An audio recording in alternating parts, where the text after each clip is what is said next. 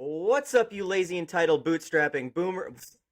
Fucked it up again for the second time since we've been doing this. What's up, you lazy entitled basement dwelling millennials, bootstrapping boomers, apathetic Xers, and goddamn Gen Z kids today? I'd say we'd title this one "Arguing with Myself." We've got a creator I am personally a huge fan of. Probably one of my first 5 or 10 follows when I got on TikTok. It's your pal Austin Archer. If you follow me and like my humor, you've probably discovered him long before you discovered me. So, if you haven't, I highly recommend it. But go ahead, Austin. Why don't you just introduce yourself, tell everybody who you are and what you do, and yeah, I think you can introduce yourself better than I can. What's up, y'all? Happy to be here, and that's a good title, "Arguing with Myself." I get that a lot. I was just in a comedy sketch with some of my friends on their page doing it. I mean, people think that like I just do like the socio-political commentary because that's a lot of what I do. But I started out just doing straight up comedy, but somebody in the comments was like, "Oh, weird cameo from the guy who fights with himself," and I don't know. It's also I'm like I feel like it's a pretty common format, like the shot reverse shot where someone's playing both characters. I didn't invent it. I definitely, it had already been in play for a while on the internet when I started doing those videos on TikTok in like 2020. But the amount of times that I get comments from somebody that's like, "Easy to win an argument against yourself," and I'm like, it's a sketch. It's a scene. It's not like this is not like a Ben Shapiro Rex liberal college student video. This is a sketch that I wrote. Like I'm just like it's not meant to be like I'm not presenting this to the public going, "Watch me own this conservative in this debate video." Like yeah. It's funny. I Yeah, actually I do mean, have like a lot of questions about that we'll get into. But go ahead, Taylor. no, I mean, just expecting conservatives to understand like comedy that isn't just cancel culture is ruining everything. We can't do comedy anymore. Jokes You is I don't think even asked know a what a little bit too woman is. much. Define a woman, haha. Yeah. Right. In today's world, it's asking a lot. Yeah. Oh, go ahead. No, I was just you're spot on about that. It's just like they don't have I mean they don't have an actual response, a substantive response. They can't substantively dismantle any of the argument because even though it's a sketch or a skit, I'm usually making substantive arguments based in reality in the skit, and I'm using like real quotes from real conservatives for the conservative character. I'm like, "Oh, this is something that JD Vance said earlier this week on the news," and then I'm gonna have this character say it in the sketch, and I'm gonna say in the sketch what's wrong with that thing. But then instead of being able to just like respond to why my argument is wrong and have a substantive refutation, they have to go like, "Nice straw man," or "Way to win the argument with yourself." And it's like, well, yeah, I'm playing both parts, but these are representative of real arguments that people actually have. And yeah, they don't know what a straw man is either. They think that if you're just Oh my doing sort of a less than flattering characterization of a conservative person, that's a straw man. It's like, no, straw man is if I'm intentionally misrepresenting conservative positions so that I can have an easier time contending against them. Anyway, they don't understand a lot of things. It doesn't help if you quote them. You can't have a straw man against a quote. Like Right. that's the thing. I just had that happen with a guy who is trying to be like, Trump doesn't want to cut your Social Security. Trump and Republicans have never wanted to cut your Social Security. He just he just put in the Social Security Fairness Act, and I did a response, and I'm like, dude, that was literally a bill Biden signed. And like, how are you giving this credit to Trump? And he's like, "That's a straw man," and I'm like, "What do you mean? That I literally just took the thing you said and pointed out with the bill on the date it was signed. It is signed by Joe Biden. That is that's the least straw man you could possibly be." And he just keeps going on. "That's a straw man. It's just a straw man." And I'm like, "You don't know what a straw man is. Like, They don't know what a straw man. Yeah. They don't know what a straw man is. They don't know what an ad hominem fallacy is. They think like if you're mean at all, that's ad hominem. It's like, that's not what an ad hominem fallacy is. An ad hominem fallacy is if I replace a substantive argument with a personal attack. That's what an ad hominem fallacy is. But if I make a substantive argument and I also call you a dipshit, that's not an ad hominem fallacy. I'm just tacking on the dipshit because you're acting like a dipshit. Because you're a dipshit, yeah. Yeah. Did you see by chance the clip of that? It's like a Good Liars clip, but it was some woman. I'd never seen her before, but she was interviewing a Trump supporter, and she's like, so what do you think about the fact that Joe Biden's policies just resulted in a net loss of over $6 trillion to the stock market? And the guy was like, well, obviously, when Joe Biden doesn't know what he's doing, it's he's just a total moron, it has no. And then she goes, sorry, we have to take that again. I misspoke. I said the wrong thing. What do you think about the fact that Donald Trump, she says the exact same thing. She just changes Joe Biden's name with Donald Trump. And the guy goes, well, we don't know. I mean, it just depends on, the stock market's an interesting thing. It goes, right. But it's like literally, just, I'm going to ask you the exact same question back to back. And, I loved it. I saw one where it might be the same person, but where they said they were like, oh, Joe Biden avoided the Vietnam War because of like bone spurs or something like that. And they're like, oh, that's reprehensible. And they're like, oh, wait, I'm sorry. That was Trump. Yeah. Like, oh, well, he had good reasons. Yeah, they will do it in real time with zero self-awareness. I mean, this is why I get yeah. Yeah, no, it really is truly, I think the most painful thing is the lack of self-awareness. It's like you're just watching them have diametrically opposed stances moments apart. And they're like, yeah, I don't see anything wrong with all of the things I just said. And I don't know why liberals think we're so stupid all the time. Like, it's hurtful. It, like, hurts my soul. And I don't know Well, that's the problem, too, with... Because the other response you'll get in your comments a lot is people going, now do the other side. And I often have to tell these people, listen, I can't... This just doesn't exist on the other side. You're not gonna you're not gonna pin down a leftist or a liberal in a conversation do some gotcha where you're like, oh, what do you think about the fact that Donald Trump just said that we should acknowledge transhumanity and that trans rights are human rights and that we should, and they're going to be like, oh, I hate that he said that. And they're like, what do you think about the fact that Joe Biden said that if you told me oh, Donald Trump just wrote an anti-trans discrimination bill to make sure that trans kids can participate in sports and have full human rights, I'd be like, good for Donald Trump. Wow, first good thing I've ever heard of the guy doing in his entire life. Awesome. But you're not going to catch me, holding two diametrically opposed ideas in my head because one of them is the guy I don't like who did it and one of them is the guy I do like who did it. So whenever do both sides, it just doesn't exist the same way on both sides. Yeah. I don't know, man. It really it sounds like you're the sheep here. I don't know. Yeah. Goddamn people. No, yeah. I had somebody. This is in my personal life on my personal Facebook page. Comment. I posted after Chuck Schumer passed the budget bill. I posted a picture of an Onion article that's like Chuck Schumer pulls Democrats back from the brink of courage, and she commented on it, and she was like, "Oh, so if he pulled back Democrats from the brink of courage, wouldn't that mean he's a coward because?" Courage means that she gives a definition, and she's like, and the opposite of that is cowardice. So what you're actually saying here is that Democrats are cowards. And I'm like, wow, Sherlock, nothing gets fucking by you, does it? And yeah. And then she goes, and she's like, and I went to the Onion because I was looking for this article, and all I could find was a picture because it's the news and pictures section of the Onion. And she's like, and this just seems like propaganda if it exists at all. Can you link me to the original article? And I'm like, wait, You don't know what the Onion is? We live in an era, yeah. Satire's dead. Oh man, satire's long dead. But they can't put it together that just because they would never criticize their supreme leader, that we would ever criticize the people that we might have voted for, or the party that we kind of support. And it's insane. Yeah. But anyway, back that's always to projection. I had noticed. I mean, obviously, I definitely followed you because of your political, socio-political commentary. But I've seen the music you've done. Apparently, you do some pretty sweet dance moves every once in a while too. It seems like you've got a lot of talents.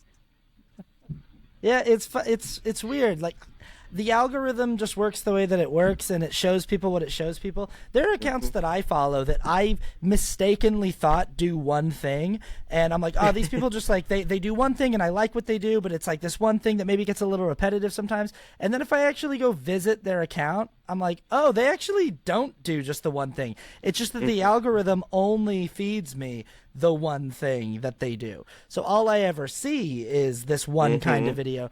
I like to think that my account has a lot of diversity in the kind of content that's made on there. But yeah, I mean, I'm a choreographer and a dancer and a director, and I direct and choreograph music videos, and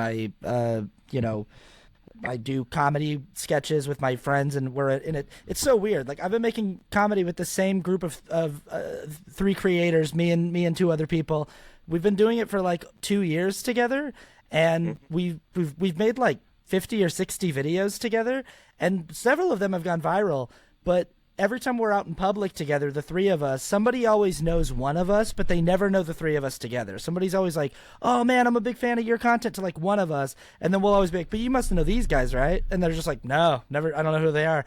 And it's like, I don't know, yeah, like I do pure, just like straight up sketch comedy as well. I do videos that are talking about movies. I have a whole podcast that's just talking about movies, but the stuff that like most people see, that the algorithm feeds most people, is the socio-political commentary, and I'm fine with that. It's a good usage of a platform, especially in the world and the climate that we currently exist in. So, well, how did you get definitely started doing? Oh, go ahead. I'm just going to definitely check out the movie podcast, because I don't get enough space to talk about how movies suck or are good these days, and because there's a few gems out there that are underrated, but mostly movies are fine. Sorry, Jordan. It's true. yeah. No, I can see that. I'm always like way behind on like what movies are currently popular, so I can't help you with that, Taylor. But when's the last time you even went to a movie? Oh, not that long ago. Well, when I say not that long ago, I don't know, probably like 6 months ago. Like, went out to a movie. That's pretty long, I think, for most people. I go at least once a week, but that's also because I do a podcast called The Oneer, where we talk about movies, and so every week we usually go see something that's in theaters, or if we don't, I go anyway, because I like watching movies in the movie theater, but I know that is becoming increasingly less and less popular with people, and people always talk about the cost of it. And I'm like, you can get a membership at most movie theaters for like $20 or $25 a month, and if you go every week, then the movie ticket each time is like $10 or $5. It's like, yeah, I'm not good at math. It's like $5, So I'm like, you like, it's like, I don't know, like if you use it, to me, it's worth it. To me, the experience of like experiencing a film in the theater with the sound and with the big screen in the dark room and turning my phone off for a couple hours is worth it. But I know that, yeah, increasingly it's just not a very popular experience. Well, and I love going to movies. Like, I really enjoy it. And there's certain movies that I definitely want to see in the theaters. Obviously, the bigger and more explosions that are in them, the more you want to see it in a movie theater. But yeah, it's just busy life, and it seems like movies are one of those things where it's like, hey, you know what you want to do one day when you just have nothing else going on? Let's go to a movie, and we don't seem to have many of those days. And it's also like, I'm sure you're within walking distance from a movie theater too, and I've got to drive a half hour in any direction, which there's one right around the corner from where I live, so I go there every week. Yeah. But yeah, I'm glad you guys reached out, because your videos have been coming up lately, and I've been really impressed with the commentary and just really enjoying the takedowns and enjoying the responses to the nonsense fuckery that's going on out there, and it's always good to find new voices, and yeah. Well, good Well, work yeah, out I there. appreciate that. Oh, thank you. And I mean, I would definitely say, being that you were one of the first people I followed when I got on TikTok, you've definitely provided a lot of inspiration for the kind of content that I do, and I try to mix it up too. I mean, I've got a science series that I do every Friday that I try to maintain, and I really like talking about like history and Minnesota, where we're from, and everything, a lot. And I don't feel like I can do it as much anymore because it just seems like every day 10 things that are going to end the world happen that need to be talked about. You just run out of bandwidth and time to do any of the things that you enjoy. It's So exhausting. It's crazy that it's been not 3 full months since he was inaugurated, and the amount of massive stories that have happened that you can't keep track of it all. I mean, mm-mm. I'm still stuck on the fact that there were two Sig Heils on the stage at the inauguration. Like, to me, it's like Yeah. that.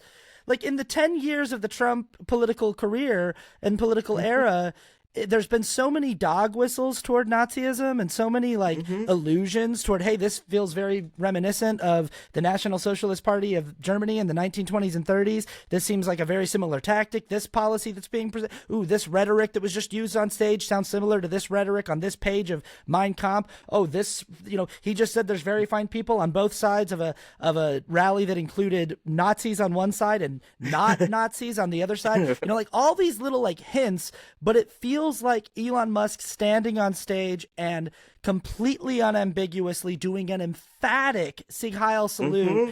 and was something where it's like, oh, that's it. Like, that's it. Like, that's like if they all just came out on stage wearing swastika armbands and we're like, yup, Hmm. we've been this way the entire time and we're not hiding anymore. It was the most open and blatant that it had been. And to see it, like, get not only immediately dismissed by the MAGA Hmm. faithful, it was immediately dismissed, and they gave every excuse in the book as to what it was, other than what it obviously was. It was a Roman salute, which is the same thing Hmm. as a Sieg Heil. It was an autistic stim. He was throwing his heart out to the crowd. It was, he was Hmm. trolling. He knew you'd freak Hmm. out. Whatever the excuse is, but which are all, it's just insane to justify that behavior. But like, we've already that story, which to me seems so monumental, has been buried in a deluge of, Hmm. whether it's Signalgate, putting a reporter on a text chain and texting out war plans, whether it's the global collapse of the economy due to the miscalculation of tariffs with all of our different trade allies, whether it's having Zelensky over to the White House so that The he White can House. set him Yep. up.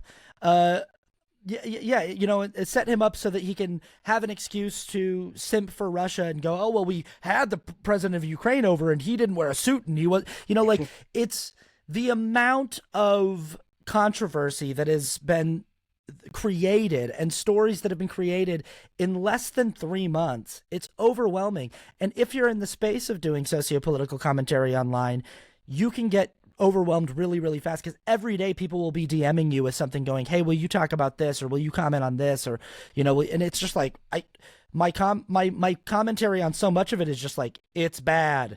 I don't know Hmm. what else to like. I don't know how to, and that's it's all, like they want to overwhelm us. They want to Hmm. And drown they're Want us. to doing a good flood job. the zone. Yeah. No. Every time I see that Well, Bannon clip, I'm like, just shut the fuck up, Steve Bannon. Yeah. Just go away. Don't talk Yeah. to anybody ever again.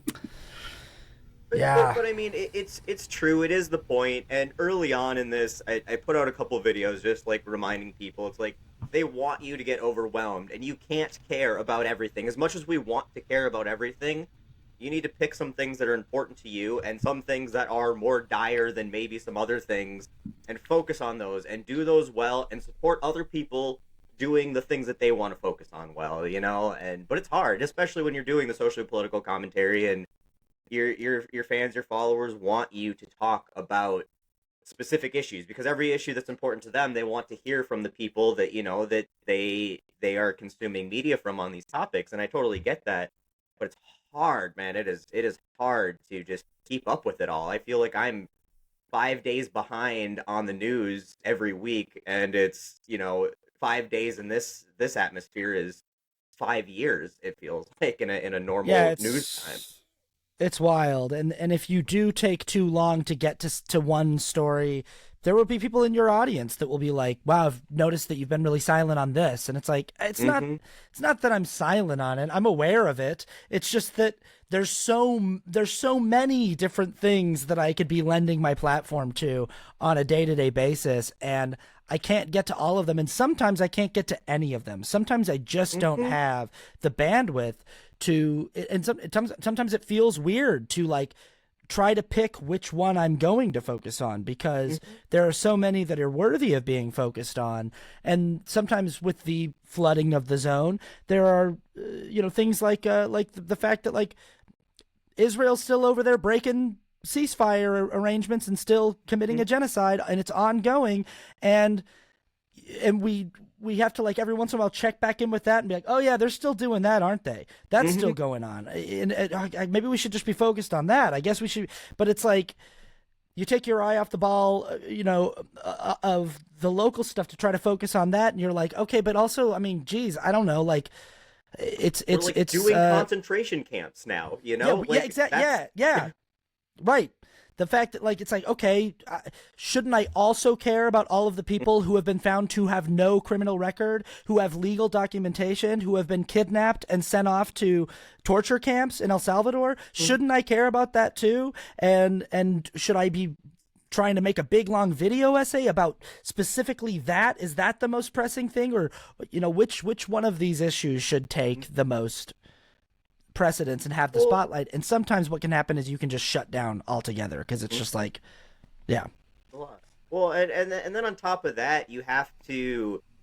It sucks. It sucks on multiple levels, and it's kind of a shitty thing to say, but you have to play the algorithm, and you have to pick topics that you can make engaging enough for people to watch. Because yeah, you can use your platform to touch on this topic or that topic, but if it gets 500 views, what point? You've now wasted a bunch of your time not really moving the needle, when you could maybe focus that on a different topic that can get more attention, and you can hopefully do some more. And that feels like shit a lot of times too, because a lot of times people reach out with like things that are going on in their local politics that are just atrocious bills or atrocious things that are happening, and it's like, I don't know how to engage this with a global audience or even a national audience to make that a relevant video to what my platform can project to. Do you struggle with that?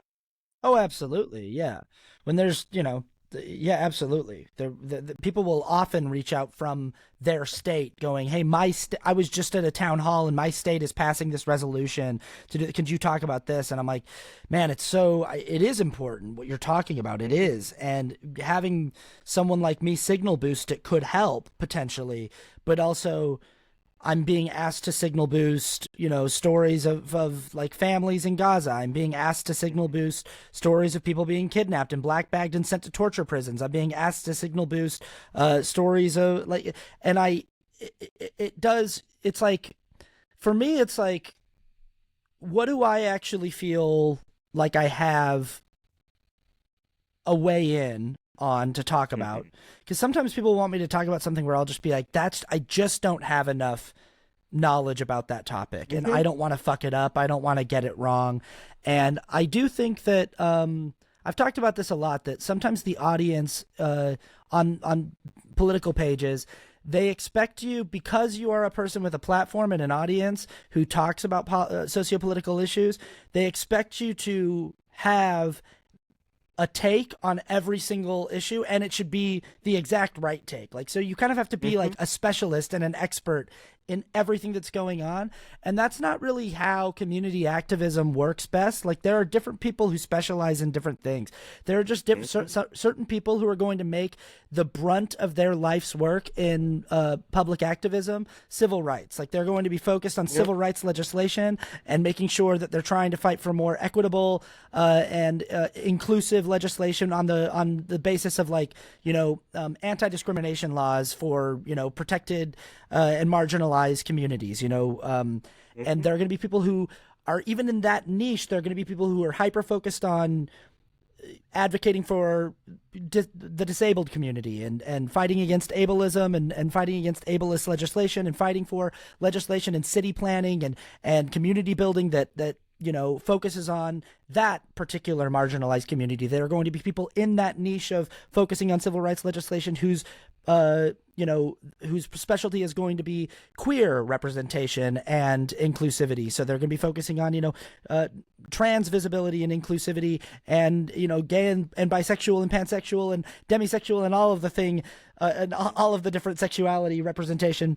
And there are going to be people whose focus is specifically racial, that it's going to be about like advocating specifically for against racial bias and institutional racism in that niche. And then there are going to be people outside who like their focus is geopolitics, the interplay of international governments and the ways that I think that what happens is you follow someone on the internet because you like their political takes, you like their opinions, you like the way that they process through ideas.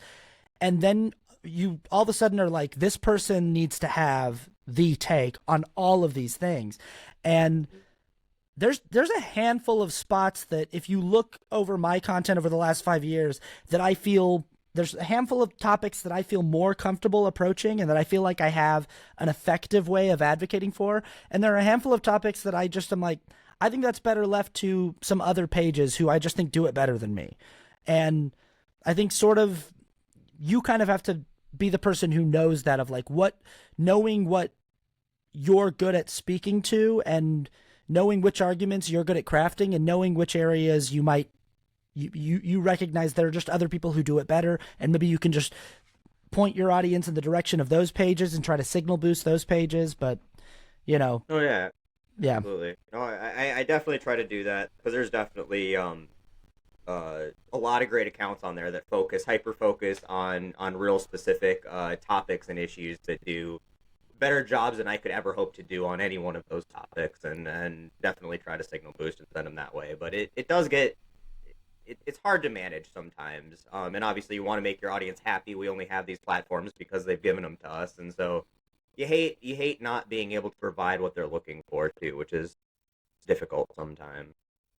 It is. That parasocial thing is so weird of like, yeah, there obviously I'm grateful that these strangers have like decided to stick around and give me the opportunity to be a leader and a voice in in my small corner of the internet. And like you said, yeah, like I only have that because A, the algorithm decided to push me in front of people, and B, those people decided to keep watching and keep liking and keep commenting and keep sharing. But also with that, like there has to come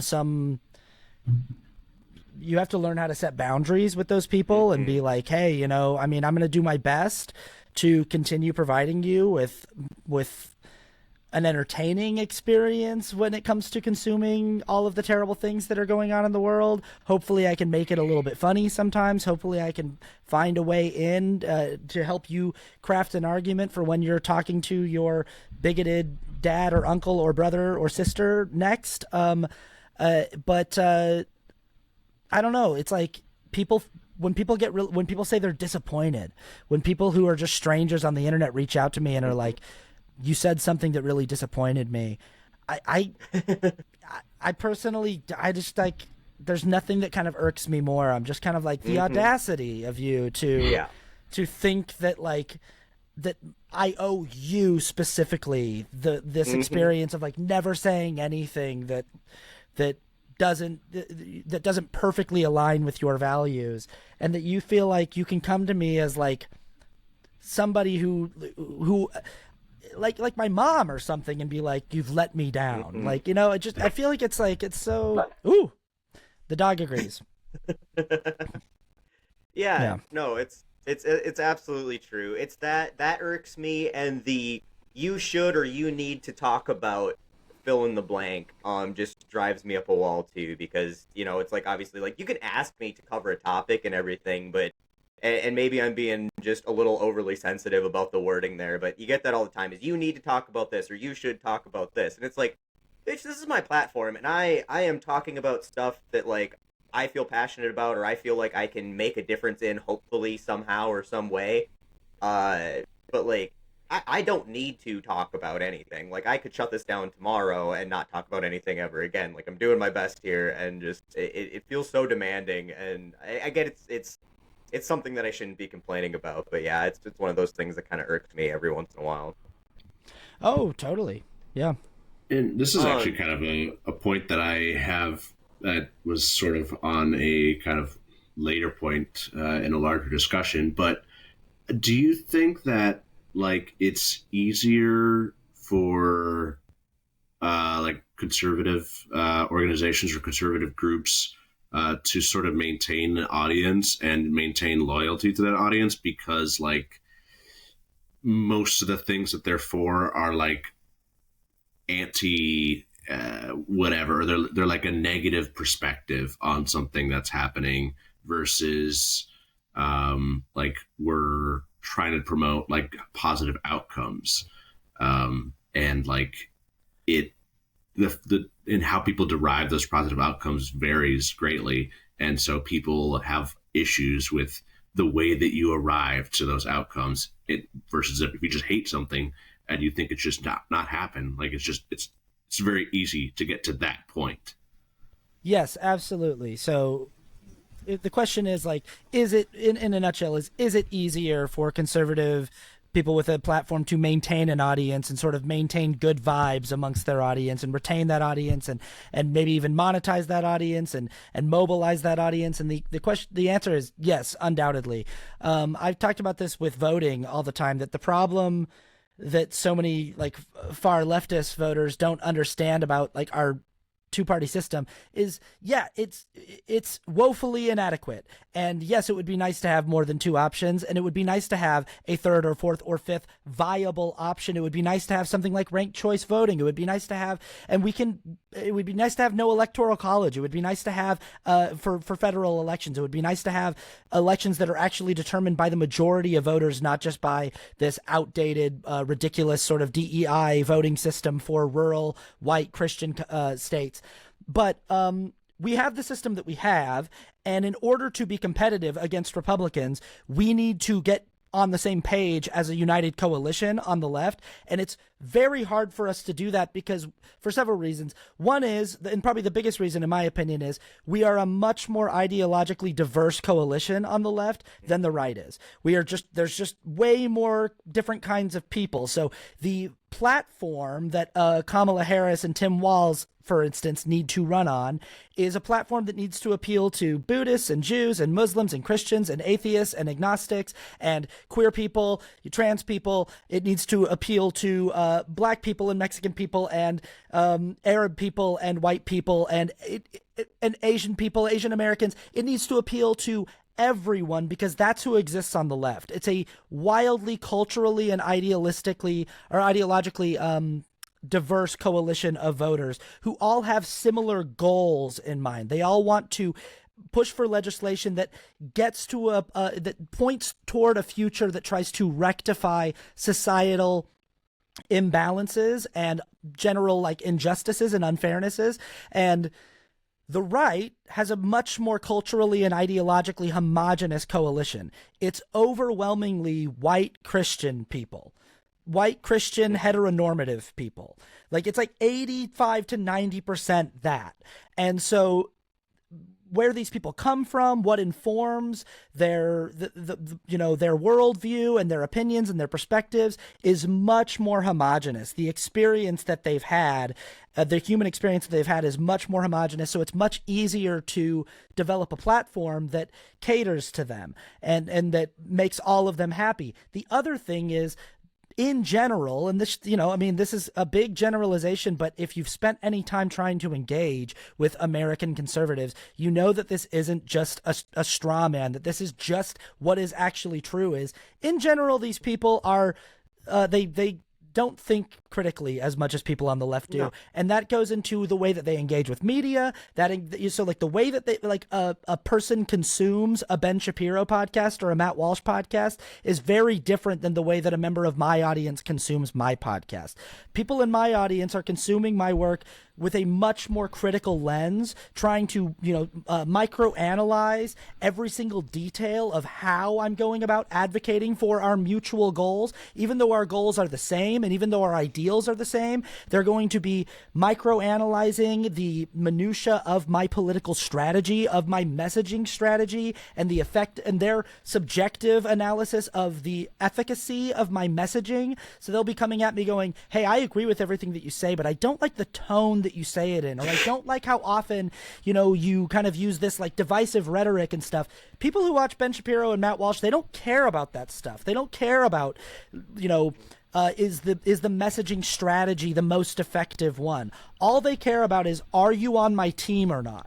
And if, do we hate the same people? Do we dislike the same things? And if we can agree on that, then we got no problems. And so there's a much less critical consumption habits, I think, between the two. Sorry, go ahead. So no, you're good. So then that begs the question, and this is something I struggle with a little bit too, is, the conservative caricature of the left.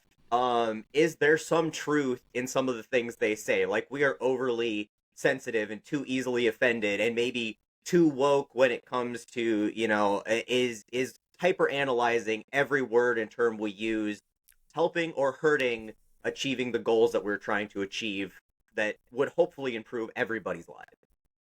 Yeah, I think yes, there is some truth there, but not in the way that conservatives think.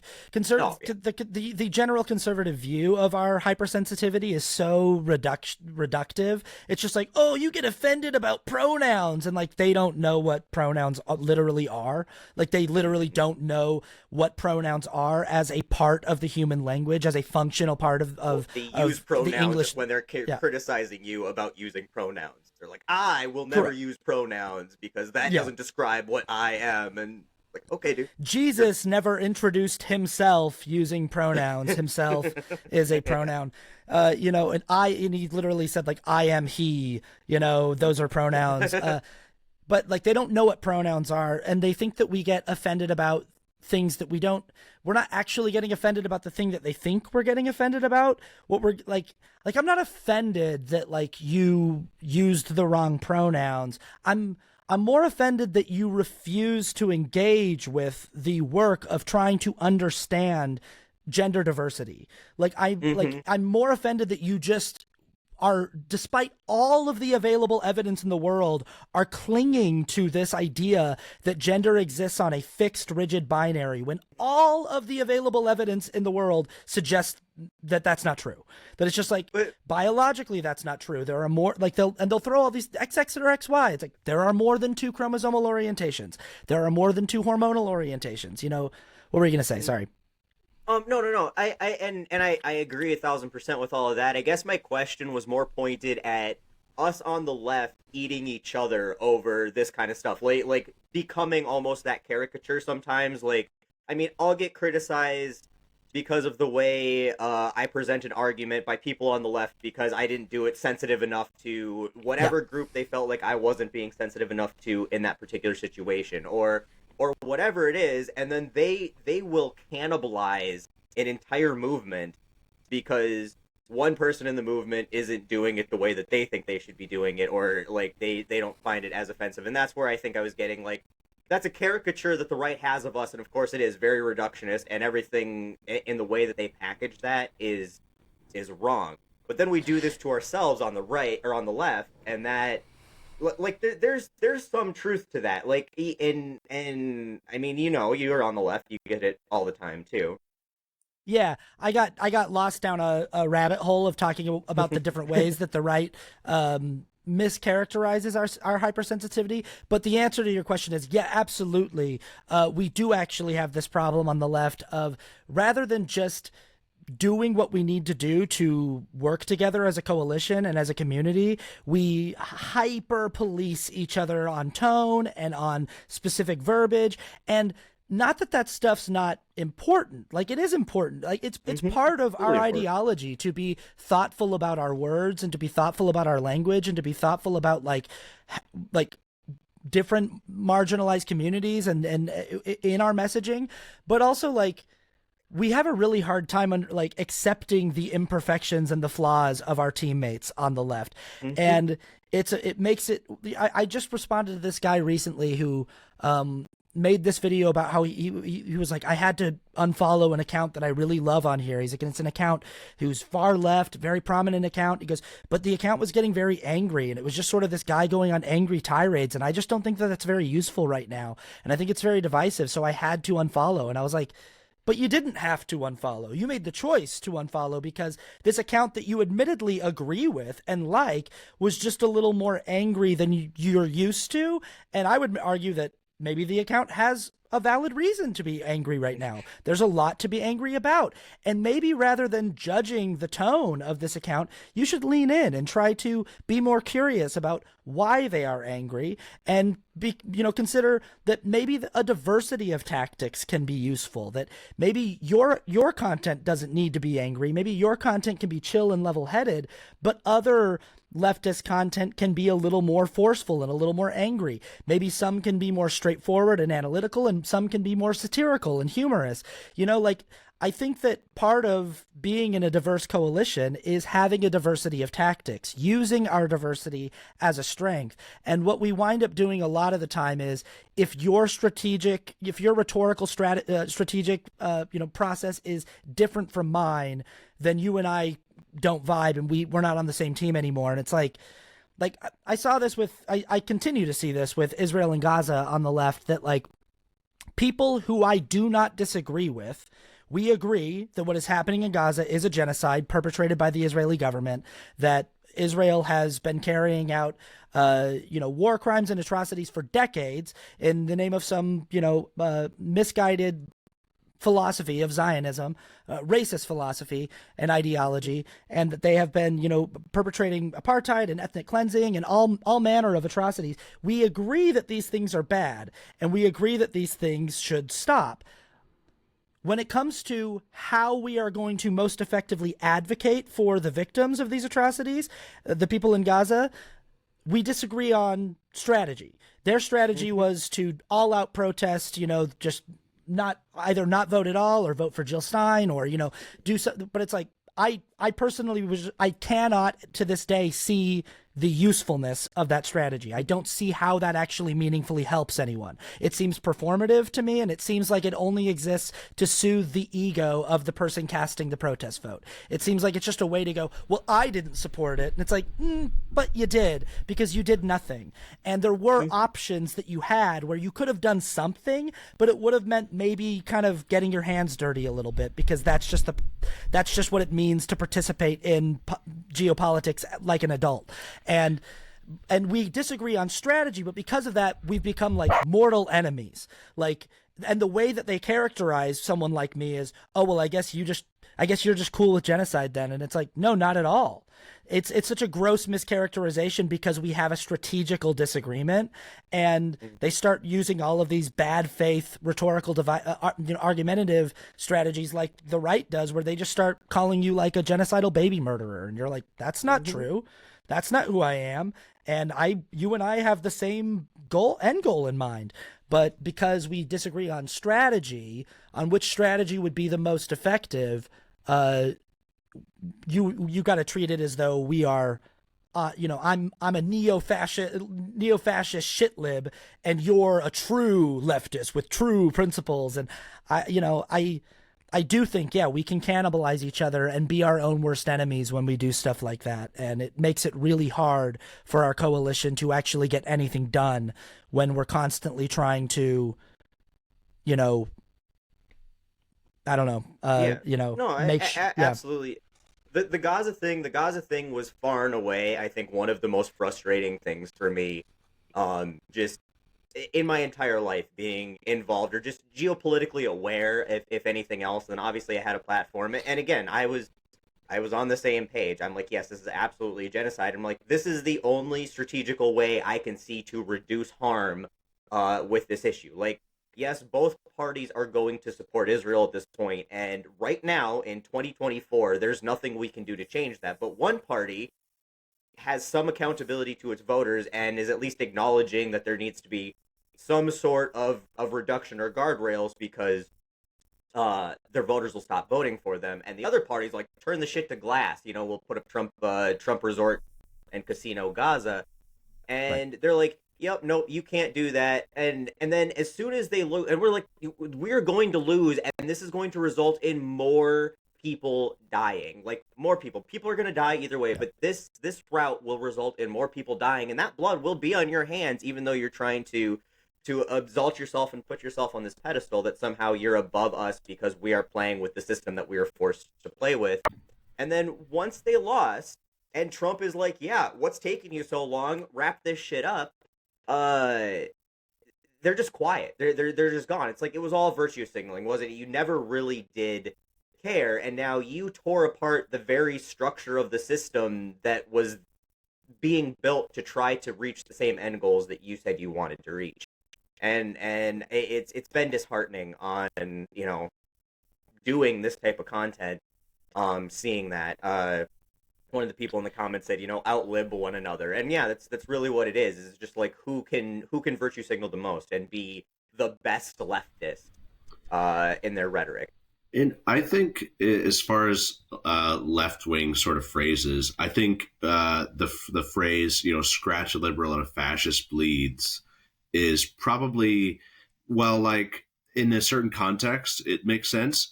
But in 99% of like normal political context, that's just not a helpful phrase at all. And all you're doing is hurting your own causes in the end.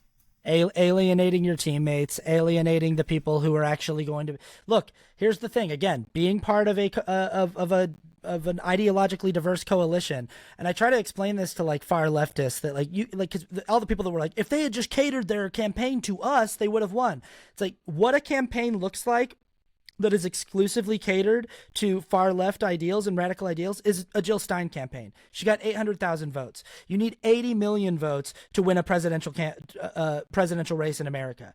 To get 80 million votes, you need a platform that is spread out across the ideological diversity that exists on the left, which means that not all of that platform is going to cater specifically to you. It is childish and immature to be like, no, they need to cater it to us. They would have won if they had catered it to us. What these people don't understand is, like, go look at your favorite far left YouTube channel, your favorite far left YouTube creators, like even the most popular, most far left creators in the world. Their audience is like a few million. It's like it's just not that. It's not as popular of a political position as people think it is. And even though you might think the further left you go, the better you are, the more progressive you are, the more willing you are to fight for the cause, you have no chance of meaningfully fighting for the cause if you have no teammates. If it's just you and an army of like 3 million people, you're not going to get anything done. You need the coalition to further your political goals.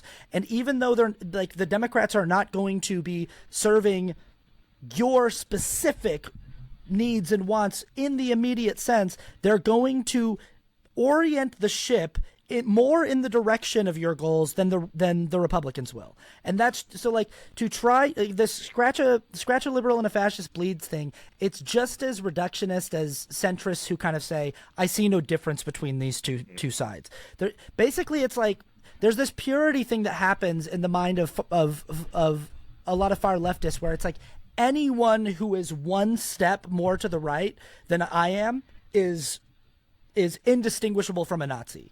Like they could be just a fraction of a degree further toward the center than me, and that person is a full-on fascist, and there's no distinction between them and a KKK member. And it's like, but there is, though. There just is. Those people are much more likely to help you and to work with you on achieving mutual goals than a KKK member ever will be. You actually can meaningfully organize with those people if you would just be willing to. Yeah, and I think it's just a little kind of weird because I think the leftists that sort of make this ideological stand or moral stand in their perspective, they're not the kind of people who are advocating for ideas and policies that are like widely popular versus there's people who are, what you could say progressive leftists who like actually have ideals and policies, things like universal health care, paid sick leave, parental leave, pro infrastructure and housing. And like, these are widely progressive things and things that we rightfully so, in my opinion, criticize the Harris campaign for somewhat lacking in pointing at as to her, champion what she wants to do. But those kind of people that the far left people, there's nobody within government that's ever going to represent them in the way that it's currently set up. So like either like shut up about like the way that people are like running their campaign, or like try to be productive. Like either say ditch the system and go full like revolution, or like think about the ways that you can actually do change within how the system works. And I feel like they're just not willing to have that sort of discussion. Well, and a lot of them keep going. To capitalize on that too, what was really frustrating about all the people who were really passionate Gaza until, the day after the election in November, these are the same people that show up every 4 years and tell you who we need to vote for president, and it always needs to be some third party or some wildly unachievable thing in that time. It's like, where the fuck are you in the midterms? Where are you in the local elections? You guys do not exist. The fact that there is no Green Party state congressman or even federal congressman, and where, if you actually cared about putting in the work and changing the system, you would be doing it anywhere down ballot and building support for that system within the structure of our government. Because even if in the completely impossible scenario that a third party candidate won, they would be able to do nothing. They would be a useless president because they would have absolutely no power or support in the halls of Congress. And it's like, you just want to be heard, but you don't actually want to do any work to change anything. And that is insanely frustrating. It's like, I don't care if you don't want to do the work, just shut the fuck up and let the people who are trying to do the work do something productive. Yeah, I think that the biggest problem when it comes to people on extremes of the spectrum is, and this is on kind of like all spectrums, like people who exist on the extremes of the gender spectrum have this problem. It's the people on the extreme sides of the spectrum who have a hard time conceiving of gender diversity because they're like, I'm so much like rooted in this like idea of this binary that I can't conceive of people who have nuance to their identity.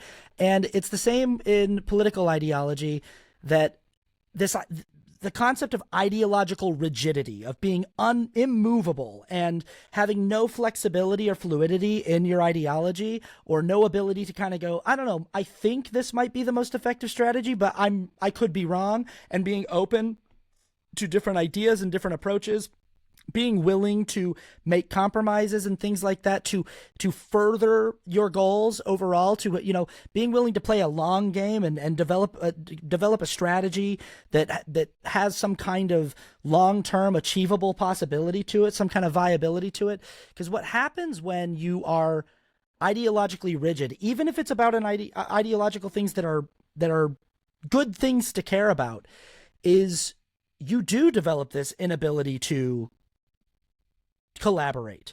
Like you cannot be a good collaborator and a good community builder and a good member of a coalition because you're just like, it's the way I want it or nothing at all.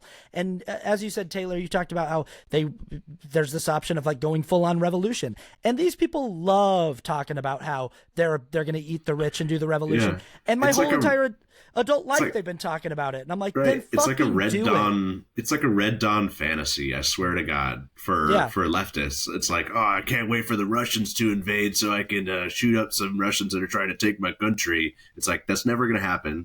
And leftist revolutions are pretty freaking rare, especially in first world countries. Like it's never happened really. So like, I don't know what they're talking about. We're very close to not being a first world country anymore, so it's getting a lot more likely every day. They've been talking about this shit my entire adult life, and I kind of want to go, guys, do it. Fucking do it then. Like, do it or shut up and get in the voting booth.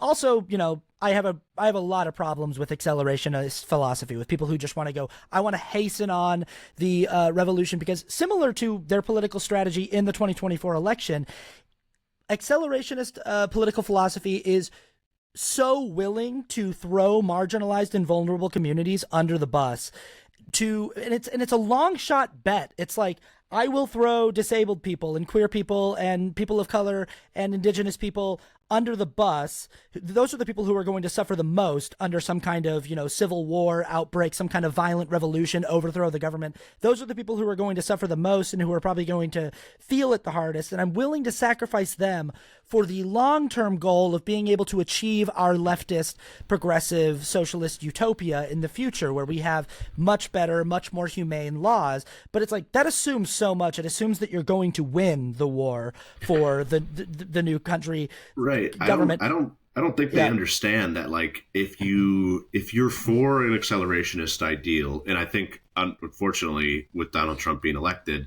that is we're heading much more towards a future where that sort of breakdown of our society as we know it is coming to reality. But like, if you don't win, then you end up a Handmaid's Tale or worse. So like, you're gonna bet everything. You're going to bet what we have now, which is general freedom, and like, nothing's perfect, mind you, but like, we can still advocate for reforms. You're going to give away that for the opportunity to either have your socialist utopia or the Handmaid's Tale. Like, is that worth it? Like, are you sure? Are you really sure that you're willing to bet that? Because that's the other option. If you lose the big fight, then it does go full on, totalitarian theocracy. And under our current system, we still, even though we are down bad right now, and we are down bad, we have the ability still. We have the ability, like, we just saw it. Like, Elon Musk putting $25 million or whatever it was into that Supreme Court race in Wisconsin and losing. We just saw that we still have the ability to get some W's here, that we still have we still have fight in us under the current system. And it's just a thing where I'm like, the hands-off march. Look at that. That was huge, and that's not something that's allowed in other countries. Like, we still have, and like, don't comply in advance is something. But yeah, no, it's just a point. We still have the ability to sit here and talk all the shit that we're talking without being arrested at this moment. Yeah, I mean, our names might be on a list somewhere that Well, but definitely. But I mean, yeah, it's like, we can see the way that it's trending, and that's what we're all trying to avoid. Again, we all have the same collective goals, but I think accelerationists just go, let's just get it over with. Just push it over the edge, because there's no bringing it back. The system's too broken. And it's like, I don't believe you, because A, I've never seen any of you actually do it. B, how many of you actually own guns? Because we're a pretty anti-gun ideology. Are you actually going to be able to do this when the shit hits the fan? And C, the funny thing is, both of us are gun owners, and neither one of us want this to happen. So right, and it's like I don't have any murder fantasies. I just think it's so easy for people to talk a big game, and from the comfort of their home, versus actually just being like, it doesn't need to be, look, just show up and vote. I've talked about, I had a conversation with a friend who was, I've had a falling out with several different friends who, again, we have the exact same political ideals, but because I advocated for Harris Walls, they were like, I could never be friends with you ever again. You're a shill. You're a sellout. And so I talked to this friend on the phone for 3 hours one day, and had him explain to me his entire philosophy and strategy. And I was hoping he would say something I hadn't heard before, but he said all the same things that I'd already heard and things that I had already refuted several times. But at one point in the conversation, I said, could you explain to me your long-term plan? In your ideal world, where we do your plan, where we follow your strategy, what is the long-term goal of voting for Jill Stein and refusing to support the Democratic Party? How does this long term, what's the idea? Take me through step by step how we get to the point where we achieve the political goals that we both want. And he was like, what do you mean? And I was like, well, have you ever actually sat down and thought about it? Why, what the long term effects are of the choice that you're making? And he was like, all I know is I can't support the Democrats. And I was like, okay, so I was like, I'll explain to you my long-term goal, and then you can tell me how yours differs, okay? I was like, so our problem is right now, as you said earlier, in America, there is no mainstream representation for far left politics. There just is no mainstream viable political representation for far left, policies and ideas, and that is a problem. And I feel bad for voters on the far left who have no mainstream representation for their ideas. I think that sucks that election after election, you just don't have mainstream representation. We do have mainstream viable representation for far extreme right authoritarian fascist. I mean, like literal Nazis. Guys can get on stage and do Nazi salutes and be president, and buy the presidency, So we have a problem because our political Overton window is heavily weighted to the right. The viability window, that's what the Overton window means for people who don't know. It means like the window of what is viable, what is a politically viable position to have. It is heavily weighted to the right because right now, you can win elections in America being a full-on, unapologetic Nazi. So that's a major problem. How do you fix that? Well, in my opinion, long-term, the only way to kill far-right authoritarian, totalitarian, theocracy is to starve it of viability, which means you have to win elections. So if the Democratic Party were to beat far-right extremist candidates in 4 consecutive election cycles, what the Republican Party would be forced to do is shift tactics. They'd go, okay, this position is no longer a viable position for us. We have to try a new strategy. And what they would probably do is they would at least inch their messaging left. Maybe not the policies, but maybe just the messaging. They would just make the messaging feel a little more palatable, a little more humane, a little more progressive, because that's what's winning elections. That's what's keeping the Democrats in business, baby. And you gotta win elections if you want to make money. So as they do that, it shifts the window to the left, which means that the Democrats can also shift ever so slightly to the left. This takes a long time. This could take 20 to 40 years of consistently showing up and winning elections. But over time, you shift the window so far left that you actually do have mainstream representation for far left candidates. This is a difficult strategy to engage with because it means you have to be willing to take small victories that feel kind of hollow for a very long time. But you're engaging with an actual long-term strategy that is relatively nonviolent. I mean, obviously people are going there is no political strategy in the world that's not going to result in people getting bombed and getting killed. That's just the world we live in. That's not going to result in people falling through the cracks. That's just how, governance works in the world we live in and always has. But you're going to be engaging with a political strategy that actually has the ability to, over time, result in you getting close to some of your goals. This other these people, accelerationists, have no ability to articulate anything like that. It's just sort of in the now, in the moment. I don't feel good about voting for Harris Walls, so I won't. And it's okay, cool, but what is your alternative plan? And if you can't articulate one, then you've got to figure out how to get on board with a strategy that does have the ability to work. And so. Well, and the fact about the Overton window is part of the reason why right wings, the current flavor of right wing conservatism of the Tea Party and John Birch Society, blah blah blah, were able to become Donald Trump has been able to be elected, is because they've been pushing the media ecosystem of Fox News, of Heritage Foundation, of this, they have it down. They can control the little narrative of media in any way that they want, and they can disseminate it so easily. They've been doing this since the 60s. So they've had 70 years of working at this. And I don't think it would take that long for it to move back to the center and then hopefully to the left. But you're going to plant a tree and you're not going to be able to bask in that, in the shade. That's just the way it is right now.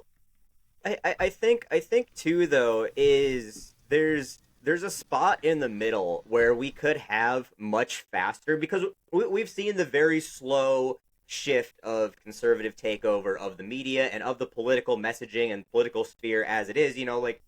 The left liberals or progressives dominated that up until Nixon, basically, right? And then the Republicans really found their in, the conservatives found their in to start dominating these talking points.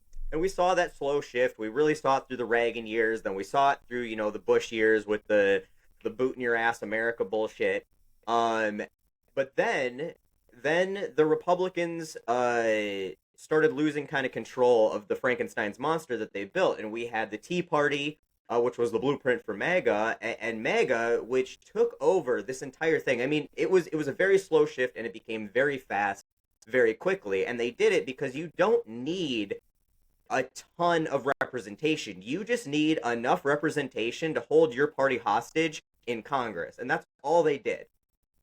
We could, if these people were willing to put in that kind of work and pick a dozen races that they figured could be competitive with a far left candidate, a super progressive candidate, and they put in the hours and the money and the time to get those people primaried into a Democratic seat, so they have a realistic chance at winning, and winning an election, so they're in Congress, in the House of Representatives. Now suddenly you have a bargaining chip that can push the whole party to the left quicker. And they don't want to do that either. Like, and honestly, that's where I don't know if we've got the 40 or the 50 years anymore with the way that the entire country is falling apart at this point. We needed to be doing those little planting the trees, moving the things back left, back in the 1980s when Reagan really started pushing them. I mean, you know what they say about planting a tree? The best time was 20 years ago, and the next best time is now. Right, and absolutely, like I understand that the whole philosophy that I just pitched is also like, it's really far-fetched because it's really, again, part of our diversity is our strength as a coalition on the left, but it's also one of our biggest weaknesses because we're so diverse. Every 4 years or so, enough of us decide that things aren't moving fast enough that they sit out. It's like we lost 7 million voters between the 2020 election and the 2024 election. And I don't know how that happens. Like, enough people were just like dissatisfied enough with the first 4 years of the Biden administration that they went. And and really, I think that a lot of it was just like the last year and a half, like just the last year, really, like the bombing campaign from Israel and the Biden administration's, refusal to discontinue its alliance with Israel. And, there are all kinds of different nuances to that we could get into, of just like what happens when an administration decides to break with, decades of precedent and allyship and shift alliances, in the middle of, that's a whole other topic. But the thing that I always say too is like even though we don't seem to have the discipline to show up as a united coalition election cycle after election cycle, we always wind up we lose 5 to 7 million people, and then we lose the election, and then everybody sees how bad it is under Republicans, and then everybody comes back and everybody votes again, and we win again, and then they don't like how things aren't changing fast enough, and so then the 5 or 7 million people who are stubborn drop off again, and we lose again, and that's that cycle goes back and forth. But like, again, it's still like, it's the closest, it's the strategy that we're the closest to being able to achieve. My friend that I was talking to again said that my leftist friend said to me on the phone, yeah, but your strategy lost too. And I was like, yeah, but it's not the same, right? I was like, my strategy got 75 million votes. Yours got 800,000. Like, they're not the same. Like, I'm like, your plan was like 0% of the way to completion. My plan was like 98% of the way to completion. Like, I know that both of our plans didn't work, but my plan was significantly closer to working than yours was. And so even though our trend throughout history is that we can't seem to consistently show up and get out the vote, it still is, to me, the closest, most viable plan. That it's just like, we just got to convince a few million more people to just like be tough and stick with it. And, yeah. Well, and I think that like Tim Walz going to like all these town halls is like a really great step for a like somewhat mainstream Democrat at the moment, but who also holds progressive values. Like, he, I think, could be this like really unique figure in the Democratic Party in upcoming elections. And Like if they can figure out just like, what are the top 5 progressive policies that are like 60-70% popular with Americans? Like, let's just hammer down on these 5 things, and then everything else is just sort of like, yeah, we'll discuss it, but like bring it back to these things, because these things will affect all Americans extremely positively. Like if there's some way that we can create that umbrella and just say, if you like one of these things, vote for us. Like, that's it. Like, as 70% of people in America want this, be one of those people, vote for us. Like, I think it could be that simple, but I don't know. Then again, I'm not a political strategist, so I think going back to your point is like that last year and a half, when it started losing the enthusiasm, and it goes back to something that Democrats do horribly, and we rag on this all the time, but branding and messaging is something that the left absolutely sucks at, just across the board. And Democrats probably the worst out of everybody on the left, but the left in general sucks at branding, sucks at messaging, and sucks at consistent messaging, which is honestly something I think probably we get more frustrated with, because I feel like that's what we're doing here, is trying to message for people that aren't even helping us message for them, and message for ideals that we're not set up to succeed on. But one thing that I have noticed with you that we talked about, the Dr. Doolittle style skits where you play both characters, and that to me, I think obviously it's kind of the bread and butter of your platform, is something that's really hard to do, and it's something that, when not done right, it misses the timing. It can be really cringe. It can feel really disingenuous really fast. And very few people, a lot of people do it. Very few people do it well enough. And you do it, I think, really well. Probably one of the best on TikTok, if not the best that I've seen. And I think that type of messaging is important because it makes the concepts that we're putting forward palatable. And first of all, so how do you do that? First of all, how did you get so proficient at that type of sketch comedy that is so difficult to do? Well, thanks. That's nice. The first comedy account that I ever had on the internet was called Me and Me Comedy, and it was a account on Instagram where I was posting like 15-second long, sketches where I was just playing 2 characters, and they were very crudely edited, and it was like edited in app where I would just like push the record button in the app, record one line, and then step over here and record the other line. And it was back when Instagram was trying to be like Vine, but they were like, we're a little bit better than Vine because we have 15 seconds instead of 6 seconds. And then after like a year of that, they introduced minute-long videos, and that was like a game changer for the Me and Me Comedy universe, because I was like, I can do a minute now.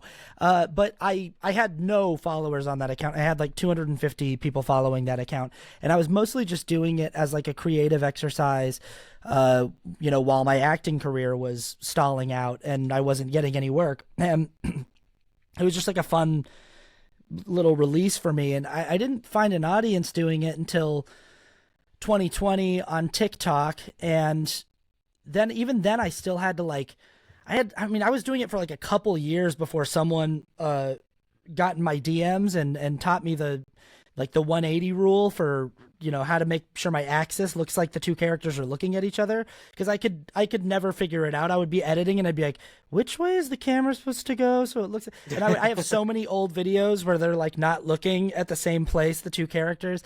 And interestingly enough, the guy who got in my DMs and was like, hey, here's how to fix that in the future, just so you know, wound up being the editor on a series of films that I'm in. And like he like approached me at on set one day, and he was like, hey, do you know that I'm the guy that taught you how to do the 180 right in your videos? I was like, oh my god.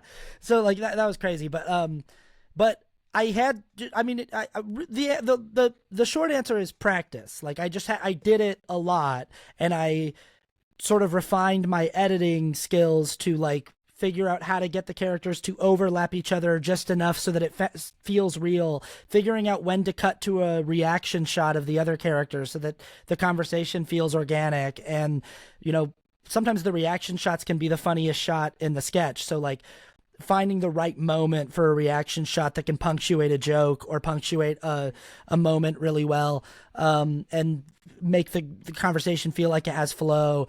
And, but yeah, it's just like a process of like over years, just like refining it and getting better and better at like writing the script so that it feels like a real conversation between two people and stuff.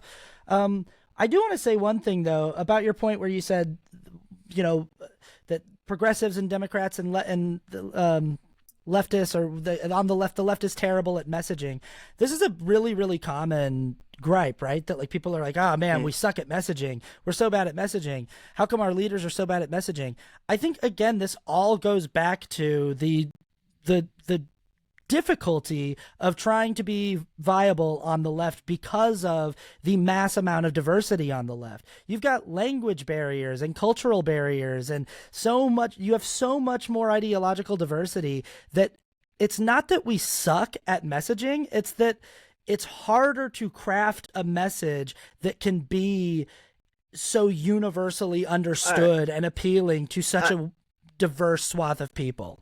I'm gonna push back on that just a little bit, because when I say like the left and Democrats specifically suck at messaging, like the Biden campaign or the Biden administration had a lot of big wins they never talked about. They barely campaigned on. Like they did not put this stuff forward. Like this is what we did and this is how it's helped your life. Like this is what Republicans want to take away from you that we gave you or that we worked for.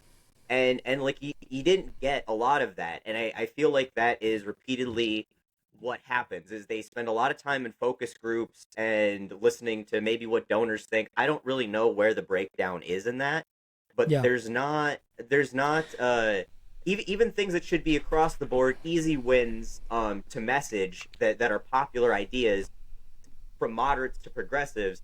They never really articulate that, hey, we did this. They don't spend enough time selling that.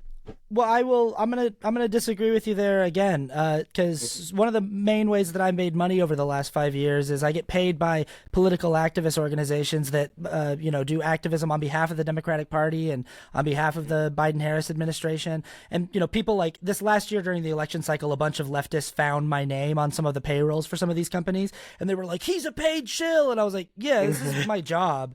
I was like, I was like, "You guys feel like you like found something?" I'm like, I'm not like hiding the fact that this is my job and that I make money doing this. Like Anderson Cooper gets paid to read the news to you.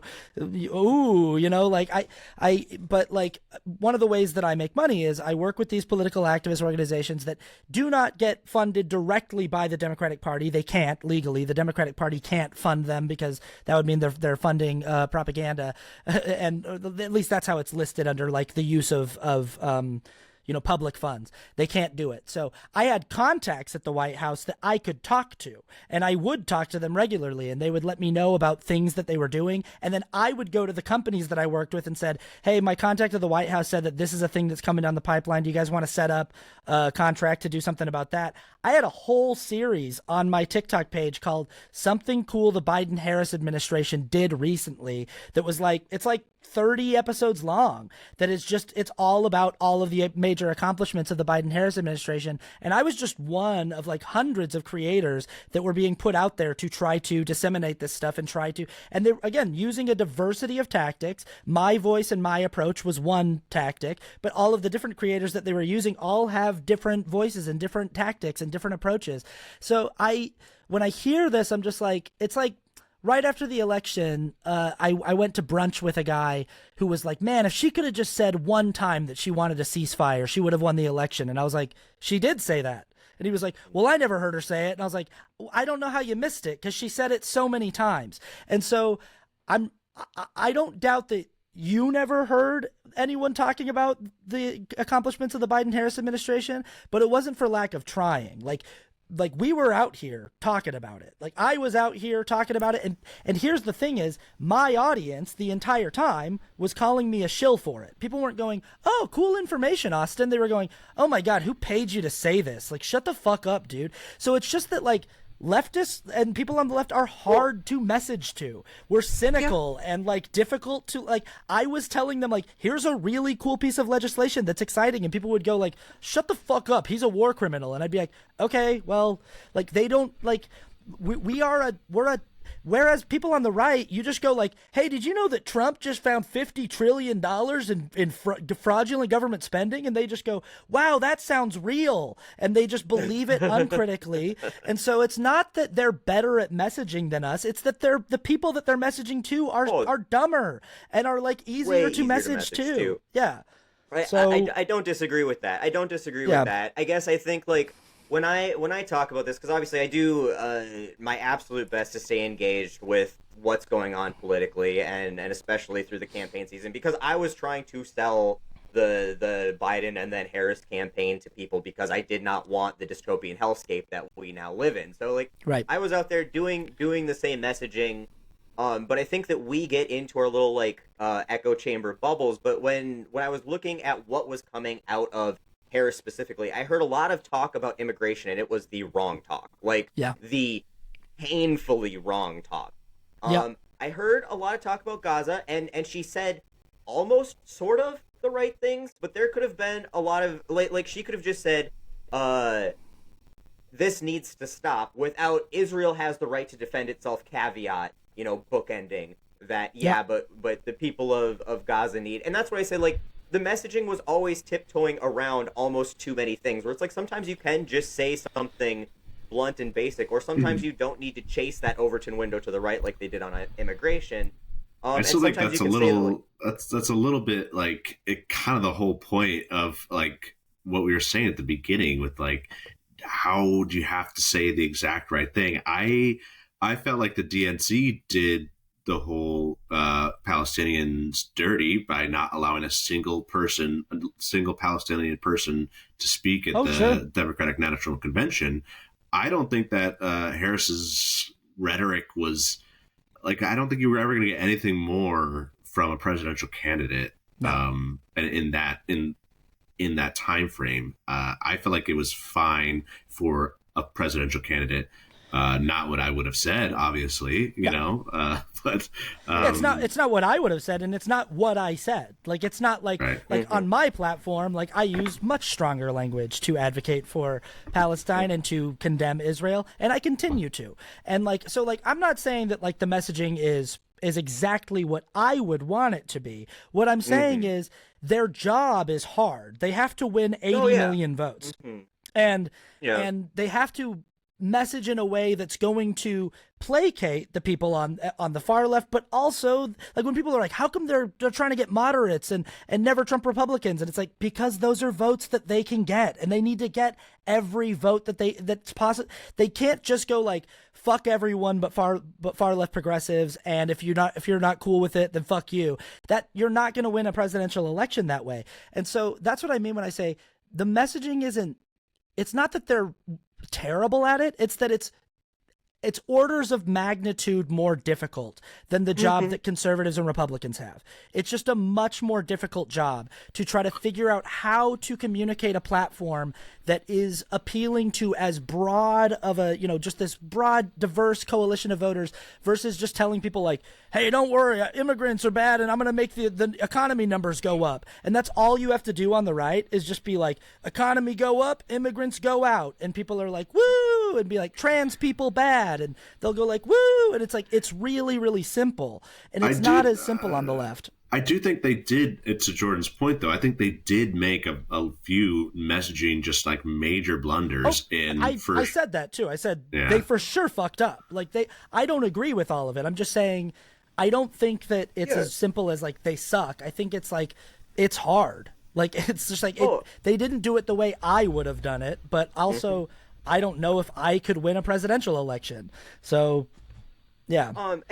I think so. Like, just, I do have a question about the moderates, or like not even moderates, but just party Democrats, like solid blue party line Democrats. You know, the Boomer Democrats and the older Gen X Democrats. Yeah, the Chuck Schumer Democrats. The people in the party that they spend a lot of time. Like, we don't want to, you know, rock the boat. We're not sure if they're on board for universal health care. We're not sure. And it's like, who the fuck cares? Because they are never going to vote anything but party line Democrats. They are the safe votes, and the Democratic Party spends a lot of time focusing on those people and worrying about what they are going to do. I think that is a little bit of an issue. I do think when I say that Democrats suck at messaging too, a lot of that isn't necessarily the message that they're putting out. It's the structure and the organization behind the messaging. If you look at the right, the right has super easy idiots to message to and real easy taglines to go with, but they also have a really complex and robust media and propaganda messaging infrastructure that they have been building for 50 years. And the Democrats, that doesn't exist. You know, they come in 8 months a year before the election, and they're like, hey, let's hire a bunch of creators, and let's do the things that Republicans are doing, and we'll beat them. And it doesn't work like that. They view all of that messaging as like an afterthought and an election year thing, rather than a 24 hours a day, 7 days a week, 365-day a year project. And I think that is where a lot of things fall through the cracks. That's spot on.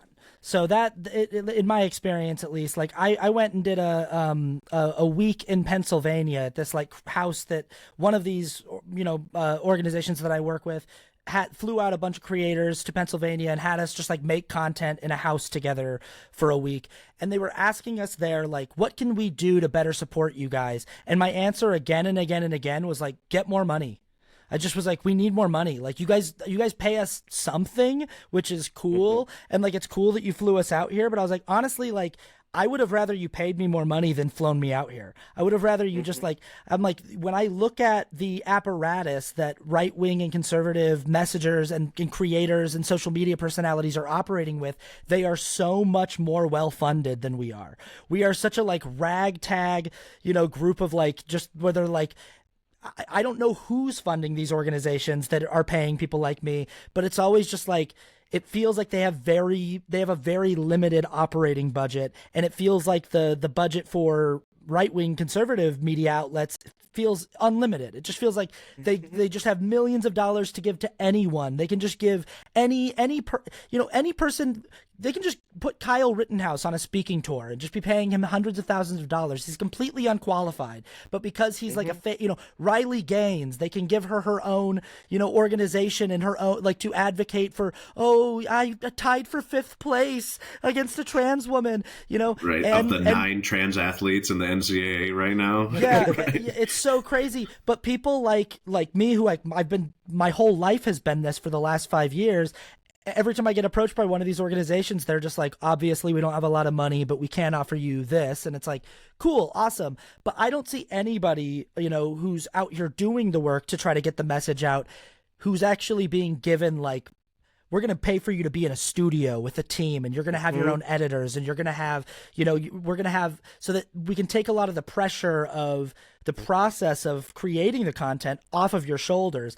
And they have that on the right. You're so right about that. It's a well-oiled machine over there with just money. And we, everybody that's doing it on the left, we're all a bunch of like barely paying our rent, barely scraping by people messaging out of little apartments. And, Yeah, people with money on the left just don't care about propaganda enough. And it hurts. It hurts. Seriously. It's honestly true. It's honestly true. Yeah, but I mean, and propaganda is important. Like, I mean, messaging is propaganda, and it becomes such a dirty word. But I mean, it is important, and counter propaganda is important. Counter messaging is important, and we've allowed the right to just create the narrative, and we are always playing defense. We're always playing response, and that's bad messaging. And that's I guess what I was getting at when they suck at messaging. Because like you and I, obviously, we know what is going on because we are paying attention to it. This is like our jobs, our lives is focusing on this stuff. But the people who are like, I never heard that, it's true. They haven't heard it, and a lot of that just comes down to a branding thing. Like, people think Republican, and they're like, oh, this is the party of the economy. And I'm like, why the fuck are they the party of the economy? They have sucked at the economy the entire existence of the Republican Party. Like, not even through the party switch. They have sucked at the economy with like the exception of Teddy Roosevelt, basically. And they have allowed the Republicans to create that narrative. They've allowed the Republicans to create the narratives about trans people, about immigration, and that becomes part of this brand. And the Democrats kind of lack that brand, and I think the brand and the messaging are a disconnect there. And that's even that's the fact where it's that been. Yeah, everyone's been saying, the left needs their own Joe Rogan, the left needs their own Logan and Jake Paul, and then people go, it's Hassan Piker, and I'm like, listen, Hassan's doing great. He's making plenty of money. But the fact that no one's like swept in, no like major donor to be like, we're going to give Hassan Piker his own like network TV show. Like we're going to like, like we're going to give him like a real well-funded platform with his own team. And then we're going to give him his own network that he can hire other people to be on the network. And it's going to be funded to the tune of like $20 to $30 million a year so that he can have several people on staff and several people who have their own shows, offshoot shows on the network. And there are several of those on the right. There are like several like big media company entities that are just heavily well-funded propaganda machines. And we're just sort of leaving it up to like the donos of our followers. Like, as long as my Patreon's thriving, I can continue making my podcast from my bedroom. And that's so yeah, you're absolutely right about that. That like, if the left wanted to do a better job of winning in the the cultural messaging space, they just need to put more money into it. And the thing is, I think Hassan would actually be great at that role. I'm personally a Hassan head, or Hassanabi head, but so I hear what you're saying, in that like if it was going to happen, it probably would have happened at this point. Like he is just doing his own thing, and it's just not obviously making the impact that the Joe Rogan of the right is. I guess sort of last kind of wrap up kind of question here, because I think I just want to be respectful of your time and our audience's time. As far as sort of, I don't know, like breaking through the Trump propaganda or just the conservative propaganda, whatever, what do you think the right, or if I don't know if you even have a theory on this, but like, how do we break through this like current situation where Trump he just creates the narrative, even if it's completely false? And how do we move forward in breaking through to people that are MAGA, that were not MAGA, 10 years ago, that were just regular conservatives or centrists, like people who aren't like actually like racist and like xenophobic, like they have just been swept up into this? How do we tear those people back from that ledge and sort of bring back a semblance of political discourse that exists in reality? I don't have any quick fix or like any magic bullet for this. All I've been able to see in my time doing this is consistency. It's the same thing that I tell to people who are like, how do I build a platform? How do I build an audience? How do I build a social media channel up? I'm just like, consistency. I don't know that there's any secret hack to it. You can get lucky. Some people do. Some people just get like massive hits right out of the gate. Hot to a girl? Sure, absolutely. You get catapulted, and usually like the dumber the better, like to get catapulted to the front of the line, usually like the stupider the better, typically. But as far as like how do you get through to a brainwashed Trump cultist, I don't actually know. What I do know is that in the 5 years that I've been doing this, I've had more interactions than I can count, way more than I can count. People who show up in my DMs, people that I went to high school with, family members who have taken me aside, reached out to me on a message or in person, seen me in person and come up to me and said, it took a while, but your messaging eventually got to me, and you were really, I got one today. Today I got a message from a guy who said, you've been really instrumental in changing the way that I see things, and really instrumental in changing my mind on a lot of key issues, and I'm so grateful to you for that. And I don't know what, like, I've never asked these people, like, what specifically was it? What moment was it? When it's in person, when it's like a family member or a friend that says it, I'll ask them that question, and usually they'll say, it just took time. Like, I just kept coming back to you, and I just kept listening, and they'll usually say, like, some part of me knew I didn't have a good faith substantive response to anything you were saying, and so I kept coming back thinking that I was going to, like, get it, thinking that I was going to, like, realize where you were wrong, and every time I came back, I just kept thinking, I don't have anything substantive to refute this with, until I finally just conceded, I think I actually just agree with this. And so that's my long way of saying, like, it's just consistency. It's just keep saying things that are true. These people are for the most part, by and large, lost. They are lost in the sauce. There's nothing that can be said or done to dissuade them from their fanatical, psychotic devotion to Donald Trump. There is nothing he could say or do that would untether them to him ideologically. Like, they are all in, and the more that you challenge them, the harder they seem to dig in. But I have seen personally progress with people when I just keep saying what's true, when I keep just responding to the lies with truth, when I, so it's just like, it's often tedious and frustrating work. It's often, mind numbing. And I mean, the amount of times that I've had to repeat myself is so frustrating. The amount of times that I've had to make videos with arguments that I've already made 30 or 40 times before, and I just keep thinking, like, I already said this. I wish I could just link them to the other video where I already said this. But people need to hear the same thing over and over and over and over again before they get it sometimes. And so I don't know that there's any fast track button. I think you just have to keep hitting them with it.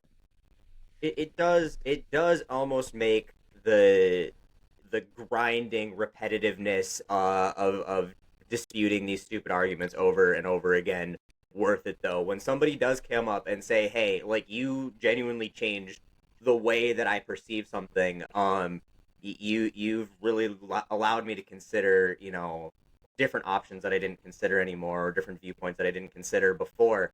Like, you got to hang on to them, because they don't come often. At least, I mean, it's been, I could probably count on my hands and toes the number of times it's happened to me in the past 2 years. But it has happened, and it happens enough where it's like, I don't lose hope or faith that it's going to happen again. And it does make you feel good, but then you also, like, think about how many views you get on these videos and how rarely it does happen. It's like, it's soul crushing that it doesn't happen more. Yeah, for the most part, you're talking to people who already agree with you. But there's also that's not just empty. A lot of people think that being in an echo chamber or preaching to the choir is useless work. It's not. Offering people catharsis is useful, making them feel like they're not crazy. And also, sometimes you're offering people a new way to structure their arguments for the people in their lives. You're going like, oh, have you ever thought about framing it this way? So maybe you've had this exact conversation with someone in your life, and you've been frustrated by it. Have you ever thought about this approach? And then they go, oh, that's an interesting way to word that. That's an interesting analogy. That's an interesting approach. Maybe I'll try that. And, you can sort of help to disseminate some new fighting tactics into the discourse, 1,000%. I know when I do my my rebuttal videos and stuff like that, people are like, why do you even bother? You're never going to change their mind. I'm like, this is not for the person that I am responding to in the video. I am using this person who is repeating rhetoric that we have all heard repeatedly over and over and over again, that you hear at Thanksgiving dinner and at the bar and all these places. And I am taking that rhetoric and breaking it down into, hopefully, in a digestible way where you have the ability to counteract those things in your daily life and maybe give somebody else that other perspective, because you have access to them that nobody else does, because they respect you in a way that, nobody else can deliver that message with that respect. And I do think that it's incredibly important work. It's hard because how often does that happen that we don't know about and we'll never know about? And so you never know how effective it's being, and a lot of times it seems like you're just screaming into the void. But I do agree that it's important. Yeah, for sure. Yeah. Well, thank you so much for giving us so much of your time today. Like I said, this was a big moment for me because I've been a big fan of yours since the beginning here, and it's one of those moments where you get to meet your TikTok heroes, so to speak, and whatnot. So I appreciate you giving me a little bit of time, giving us a little bit of time, and I want to give you just the opportunity to plug anything you're doing, any projects, where people can follow you on all of the platforms. Shelfless plug away here. Well, again, thank you so much. You've been so nice, and this has been a lovely conversation, and I'm a big fan of what you've been doing, so keep it up. I think the show is cool, and I like the title of the show, Let the Meat Toast, is a great title. Let us have our millennial creature comforts, Avocado please. toast. Yeah. Avocado toast. People can find me, Austin Archer, on all social media platforms: Instagram, TikTok, YouTube. Man, go follow on YouTube. I think YouTube is like the joint where all my best work is done. And I think it's like my best kept secret of all the things that I do. For some reason, I just can't grow that channel, but I think it's where all my best stuff lives. Yeah, and I have a podcast where I just talk about movies called The Oneer, which is THE space ONER, The Oneer podcast. We talk about movies over there if you don't want to listen to me talk about politics or other things. But yeah, that's, Austin Archer on all those platforms, and I'm there yapping pretty regularly. Well, I definitely encourage everybody to give him a follow everywhere that you interact on the internet. Well worth it. Very entertaining stuff. Well thought out stuff that he puts out. So definitely give him a. Oh, go ahead. I just want to say it on the record that my vote for the podcast name is what Austin liked. We're just going way back to the beginning. Jordan was a little unsure about it. I was like, this has got to be it. Mm-hmm. I liked it. I was just like, throw the avocado, but the avocado sounds clunky, and like they'll get it maybe. And I don't know, but yeah, I'm very happy that this is the one we finally settled on. What were the other options? Oh man, it's been so long. I don't even know if we had like official ones. We might have it written down somewhere, but they were either really long or just not quite punchy enough. Yeah. We were definitely trying to hit the millennial theme, and we overthought it a lot. And this was really the only one that stuck. Yeah, no, that was a good question that we were woefully unprepared for after that. Oh well, Taylor, so. Oh well. That's true. Next time we have you on, we'll have a better answer for you. All good. Yeah, this was a lot of fun. Thanks, guys. Well, absolutely. Thank you so much, and have a great day. Thank you everybody for listening, and we'll see you next week. That's right. Thanks for tuning in.